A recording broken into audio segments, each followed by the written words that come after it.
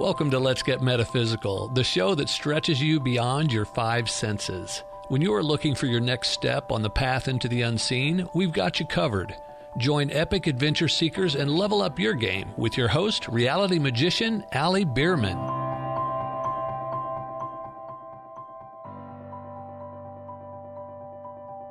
Greetings, epic adventure seekers. Welcome to your guide to demystifying your world. I'm Allie Bierman, and you're listening to Let's Get Metaphysical, connecting heart and mind.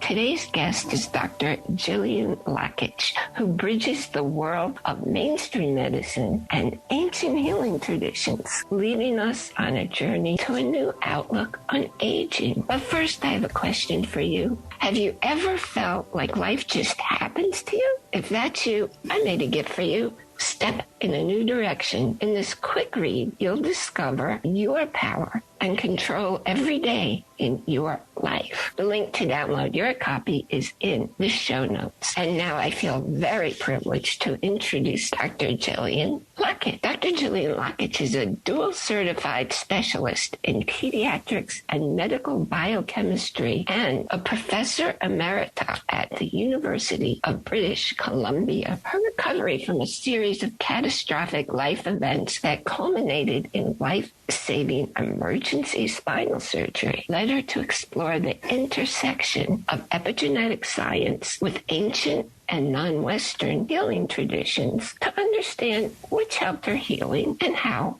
they work. During that process, she developed her roadmap for healthy aging as related in her book, releasing May 27th, Growing Older, Living Younger, The Science of Aging Gracefully and the Art of Retiring Comfortably. At 70, she challenged herself to become an entrepreneur, building a business in wellness and healthy aging. Her book is the basis for the Growing Older, Living Younger project, which aims to help others find their personal roadmaps to aging youthfully. And she shares insights from other experts in her podcast, Growing Older, Living Younger, which I follow and I highly recommend. Welcome, Dr. Gillian Lockitch. Thank you, Allie. I'm delighted to be here, and I'm honored that you have asked me to be on your podcast. Well, I love the work that you're doing. I love what you're teaching on your podcast. I had a dear friend, he's gone now, and he transitioned at 94, and he was always writing his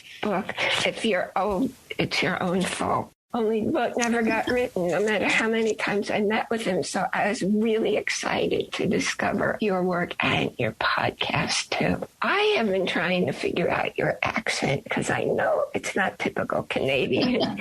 Would you please share with us your story and your journey from South Africa to Canada? Sure. Well, the accent, as you realized, is Cape Town, South African. So I often get mistaken for New Zealand or Britain, but yeah, it's a South African accent. So I grew up in Cape Town. I was the oldest of three kids, went to medical school at the University of Cape Town. And I met my husband when I was 15. We got married when I was in my third year of medical school. And my eldest son was actually born during my internship year. So I did my undergraduate training in medicine at Cape Town. And then we moved to Pretoria. And that was where I had begun a pediatric residency. But, with a transition to another city, I was unable to continue with that. And that was when I had the most amazing, also life-changing experience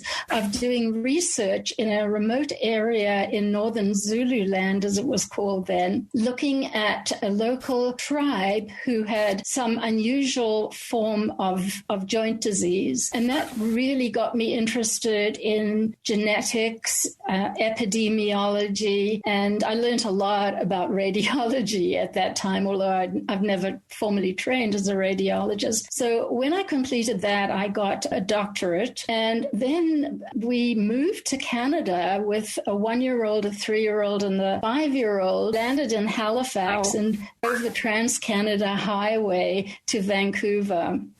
This was something that my husband had always wanted to do since he was a kid. So it was really fulfilling his lifetime ambition. And it was an amazing, amazing trip. When we came to Vancouver, that was when I began my residency in pediatrics, finished it, and did a year of pediatric neurology, which I found very disturbing at the time because there was not a lot of things we could do to help kids. We didn't have the genetic knowledge to be able to really diagnose some of the conditions we were seeing. And during that year, I got recruited to be the new biochemistry department head at the new academic children's and women's hospital that was being built in Vancouver. And the only catch to that was I had to do a second specialty, which I did in medical biochemistry.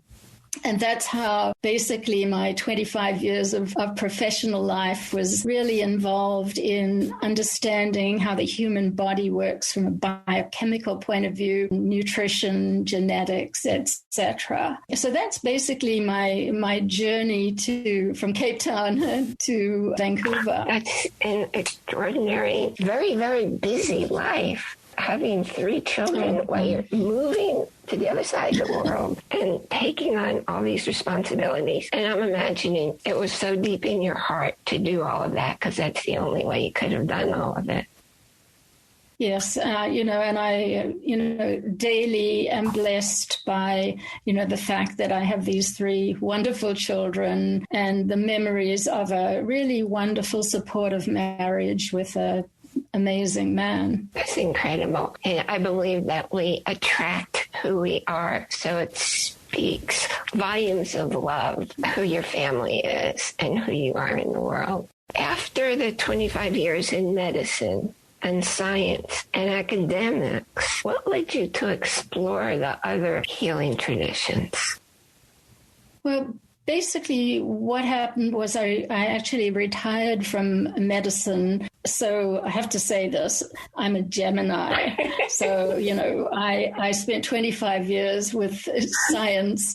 And then when I retired from medicine, I really wanted to focus on arts and culture and, the other side of one's life. And that was when I founded my website, which was called reviewfromthehouse.com. And it was all about exploring food, wine, travel, ballroom dancing, etc. And during that time, when I was going on ballroom dance cruises, I had been suffering from a lifetime problem with lower back pain ever since I fell off a horse when I was about 18. And when I got home one night from this dance cruise, I woke up in the morning, 3:00 in the morning, with absolutely devastating sciatic pain, and I couldn't move. And that sort of kicked off a 4-month period of excruciating pain, depression, putting on weight, not wanting to see anyone. So I'd sort of gone from a high to really a desperate low. And at the end of the 4 months, I ended up having emergency spinal surgery. And I still have these sort of metal rods in my back. But it was absolutely life-saving because not only was I able to get back on the dance floor about 8 months later, but during my process of rehabilitation, I realized that if I didn't change my whole aging outlook and what I was doing, I was basically on a downward slope to really bad health. And so that was when I sort of started out to develop my roadmap, looking at what I now call the 7 pillars of healthy aging. So, I explored nutrition, movement, mindset, etc. And I came to realize that probably the most important thing was obviously your belief in your mind. And so that formed the foundation of my book and the Growing Older, Living Younger project.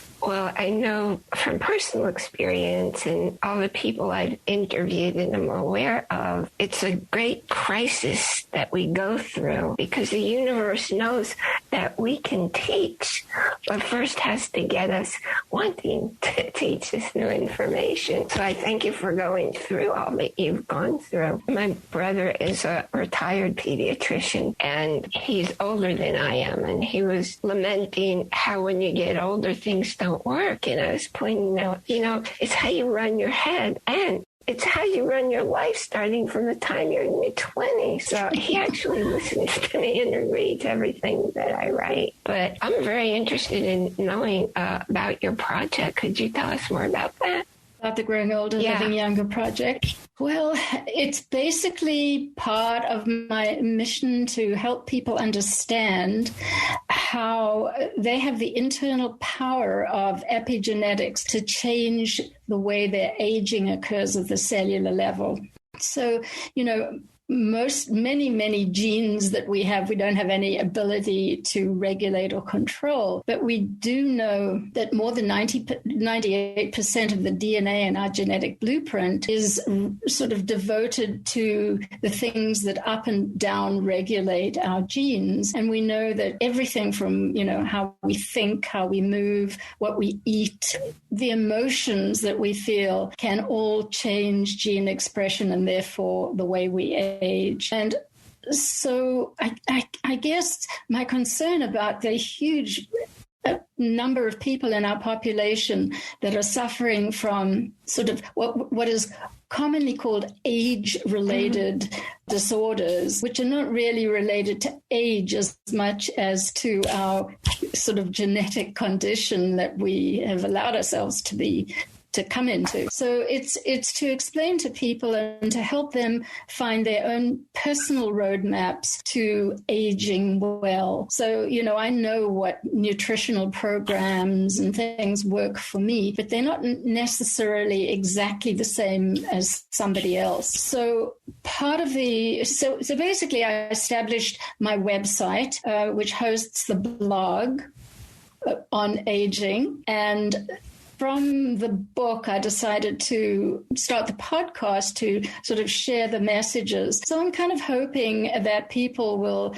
visit the website, which is www.askdrjill.com, and understand a little bit from that about what the Growing Older, Living Younger project is all about. And just looking at you, I know you said when you turned 70, you started this new road, and you look great. I know you're known as the dancing doc, so obviously you're living what you're teaching, which only makes sense. That's absolutely true, except I'm really sad that I guess with the whole pandemic and the restrictions and everything, since December, I haven't been able to dance with my teacher, who's been a wonderful inspiration to me in the last sort of 5 years. And, dancing at home by yourself is great, but it's not quite the same. So, I'm still a dancing doc. I'm just not dancing at the level that I was before COVID. That's something Zoom can't help with. No, well, it can. We did try and do some sort of virtual lessons, but it's not the same as the physical contact. And, partner dancing is something I believe very special for your brain. There have been studies that have shown that, in fact, partner dancing is one of the most important ways in which we can sort of delay our decline in cognition. And it's fascinating to me. To me, it relates to everything like brain neuron pruning and basically the epigenetics of how your brain and mind work. That's incredible. Do you go into that in your book? Because I'm really interested in knowing more about that. Well, the book, it's interesting. It went through an evolution. So when I started writing the book, it's called The Science of Aging Gracefully and the Art of Retiring Comfortably. I wanted to convey science, and so I really dug deep into what was the latest research. And after about 2.5 years, 3 years almost of trying to write this book, I landed up with, 300 odd pages of really interesting, brilliant science that I could have talked about forever and that nobody was ever going to read. So I didn't know where to go with the book. And in fact, I'd sort of given up with the idea of actually finishing it when my very wise daughter, who comes from a theater acting, directing background and has far more intuition than I have. I'm kind of like, let's go do it sort of thing. She said to me, Mom, why don't you just tell your story and the science will flow from that? And so the book does not go into deep, the deep rabbit holes of the latest science. It's more part memoir. In other words, it relates my journey back to health from the point of view of the 7 pillars. So I talk about the genetics, and I talk about, nutrition and the mistakes that I made trying to listen to sort of orthodoxy in that area. It talks about physicality, about the importance of human connection. It talks about how it's really important to look at yourself and see yourself as beautiful from inside out as well as outside in, and how important the health of our skin is. And then the final sort of chapter, apart from mindset and all of that, the final chapter really deals with challenging oneself constantly. And in order to grow, you need to keep yourself challenged, whether it's, learning a new language or volunteering or, traveling somewhere that you would never normally have contemplated. And the challenge that I took up was leaving the sort of comfortable environment of being a job or of having a job or being an employee to becoming an entrepreneur and learning how to be my own boss really for the first time in my adult career. I want to jump off from there. First, I just want to take a quick break for a sponsor. Today's show is sponsored by Metaphysical Ministry International, my home base where I get to be the minstrel minister. I created a very special offer for you, my epic adventure seeker. You can get the combo package of the ebook and audio of my popular book, What You Don't Know, How Your Brain and Mind Keep You Stuck, for the very special price of just $9.97. That normally sells for $27. Click the special offer link in the show notes. And now getting back to, that's quite a change from always working in an environment where somebody, if they're not telling you what to do, they're watching what you're doing. How did you change your way of thinking to accommodate that? It was a very interesting process because I had never done anything like it before, and I'd never been involved in the kind of business that I was before. But I was very, very fortunate in that the team that I joined were amazing, very supportive, and there was so much online training and free training, I guess. That was really an interesting thing to do. And my motives for starting this were really not to create a business as much as to build a network to replace the network that I'd lost really when I retired from medicine. And so it's been an absolutely wonderful, fun time. I've met people from diverse backgrounds that I would never, ever have come into contact with were I not involved in this particular endeavor. And it's also taught me a lot about business, which is something that I had never really bothered to think about. I got my salary and that was it. And I guess there has become a change with the pandemic because as I realize how many people have lost their jobs, right, and are looking for alternate sources of income, it's sort of emboldened me to reach out to people and sort of say that, we have a system that can help. So it's changed my approach to this particular challenge of becoming an entrepreneur. I was really thinking about it more as a fun thing for me. And now I'm realizing that it's a way that I can really help others. Not only look and stay, youthful and healthy, but also build a retirement sort of income for themselves. So big mind shift. the universe always works perfectly. And I love the way of all the companies out there. You got the company that had everything that really served you so you could serve the rest of the world, and had some real shifts in your mindset of how things work in the world and in business. And I'm so glad to be talking with you, because I think, as you were pointing out, with people having lost their jobs and they're looking for things, and my goodness, there's a whole lot of things out there that you don't really want to encourage people to get involved with. So, right. So yeah, the key thing for me was how much, apart from the fact that as a scientist, I totally understood and appreciated the science basis of all of the products and the scientific team that work with this company. But it was more than that. Their whole moral and philanthropic programs kind of aligned so well with what I wanted to do in the world. And, you know, it's now been 5 years that I've been observing the company, because, of course, we're not employed by the company, but I've been observing what they've been doing to try and make the world and all of us better. And my commitment has been just greater and greater and greater. So I'm again, another blessing in my life. Absolutely. And that serves as a blessing to who knows how many millions of people will be touched eventually. And I know you're doing something very special with your book. Would you share that with us?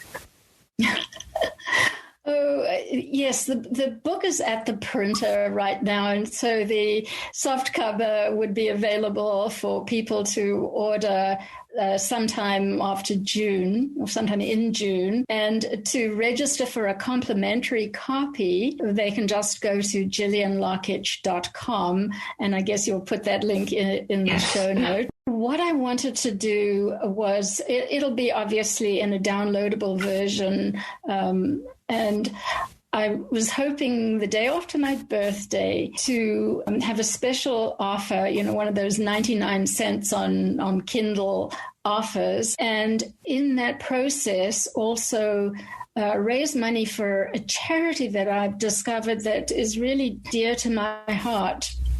And it's all about helping the grandmothers of Africa who have been left looking after their grandchildren who were orphaned by things like the AIDS epidemic. And there are apparently hundreds and hundreds of these grandmothers bringing up their grandchildren. And you know, as sort of relatively privileged grandparents or grandmothers here, I know that there are a number of groups in Vancouver, for example, who are raising money for these particular African grandmothers. And as a grandmother, that's something that's very dear to my heart. So I will tie that 99 cent special thing hopefully on the 28th of May into raising money for this particular cause.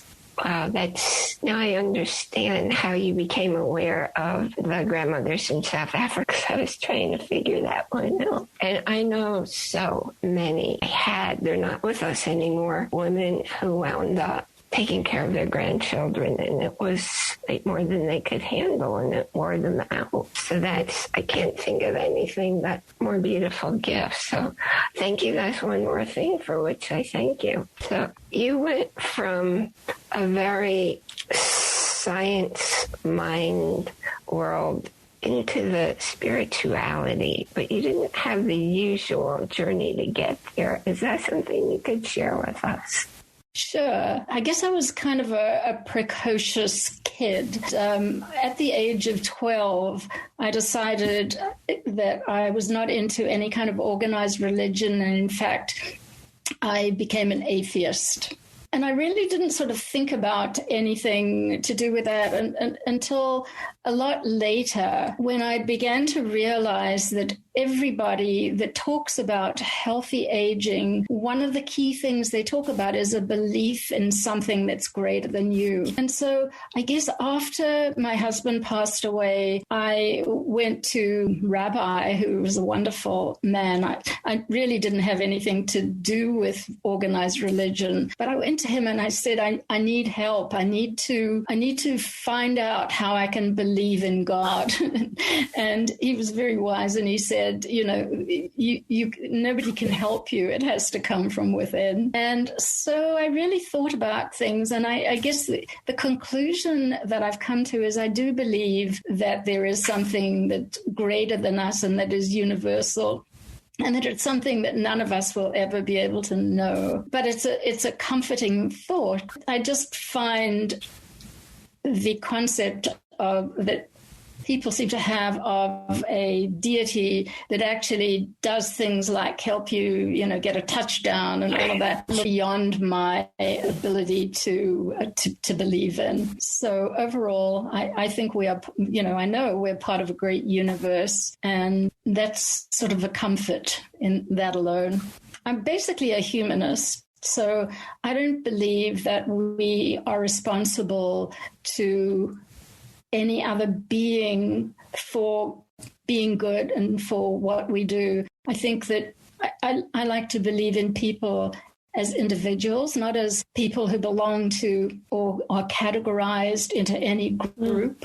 I think that's incredibly divisive. And I don't want to meet somebody and think, they are this, that, and the other. I want to meet them and say, this is a person whose soul resonates with me or it doesn't. So I think I would call myself a humanist rather than anything else.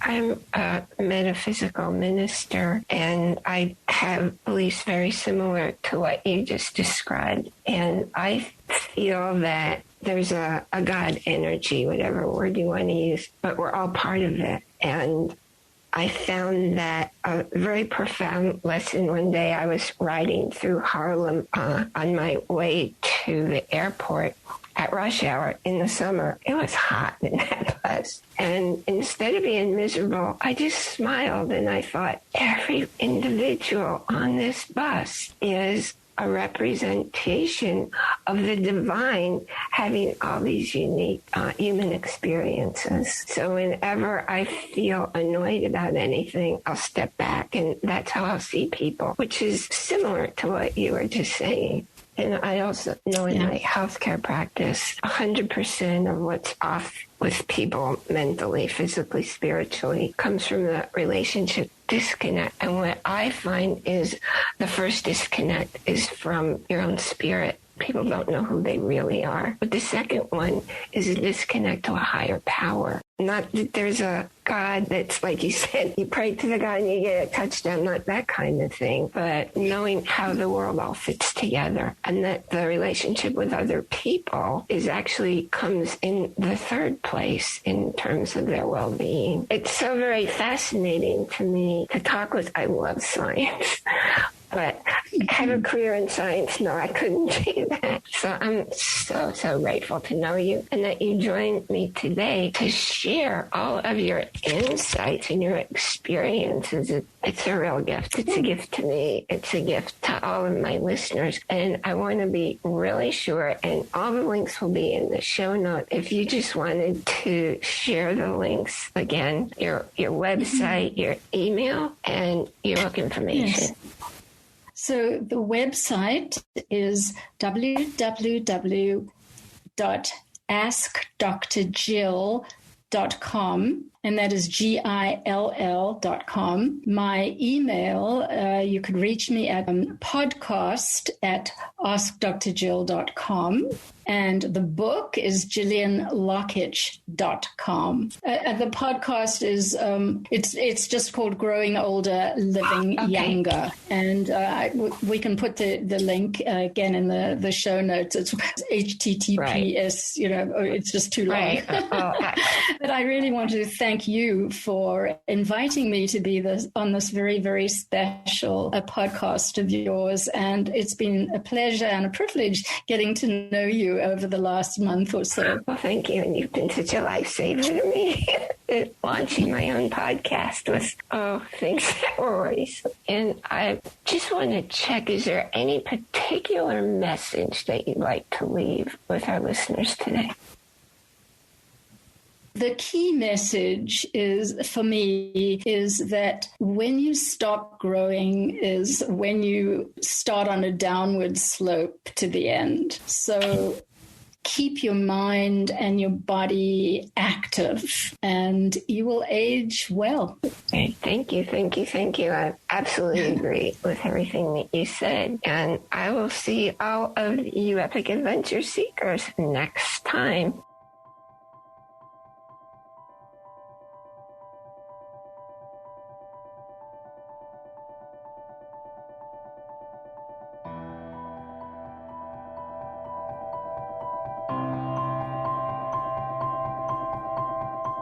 You've been listening to a talk on the wilder side. Thanks for tuning in to Let's Get Metaphysical.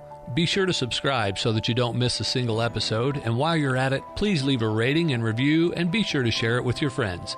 Tune in every Monday for more exciting insights and wisdom on life beyond your five senses. Until next time, take a small step in a new direction. Start now.